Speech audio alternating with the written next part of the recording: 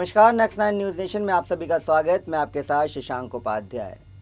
तो भारत देश की पवित्र नदी माने जाने वाली गंगा नदी मैली है।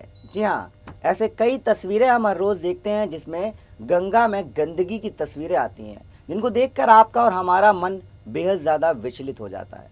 लेकिन अब एक ऐसी रणनीति सरकार बनाने जा रही है जिसके बाद गंगा मैली नहीं रहेगी। जी हाँ, एक ऐसा प्लान बनाया जा रहा है जिसके बाद गंगा की सफाई का अभियान चलाया जाएगा और जल्द ही आपको आपकी गंगा नदी, पवित्र नदी स्वच्छ प्राप्त होगी।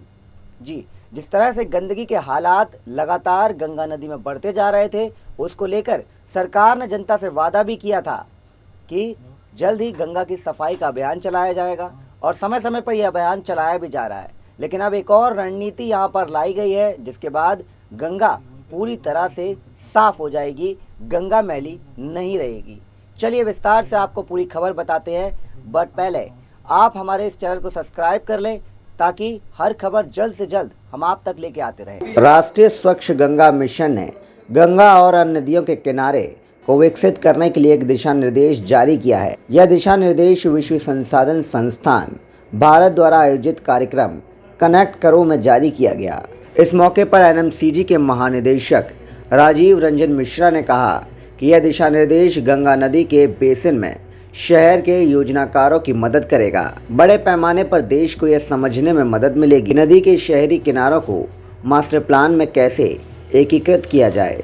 उन्होंने कहा कि नदी के किनारे लोगों को नदी से जोड़ने में मदद करते हैं और नदी की यात्रा को सुखद बनाते हैं। शहरी क्षेत्रों में सार्वजनिक स्थानों की बढ़ती मांग को पूरा करने के लिए रिवर फ्रंट जरूरी है। उन्होंने कहा कि ये दस्तावेज उन सभी हितधारकों के लिए एक शुरुआत है जो शहरी नदी बाढ़ परियोजना को लागू करना चाहते हैं। पर्यावरण संरक्षण की दिशा में शहर एक कदम और आगे बढ़ा है।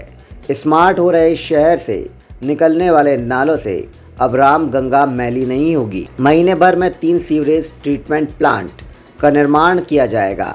यूपी के बरेली शहर के नालों को अब राम गंगा नदी नहीं होगी क्योंकि यहाँ पर 3 सीवरेज ट्रीटमेंट प्लांट बनाए जाएंगे।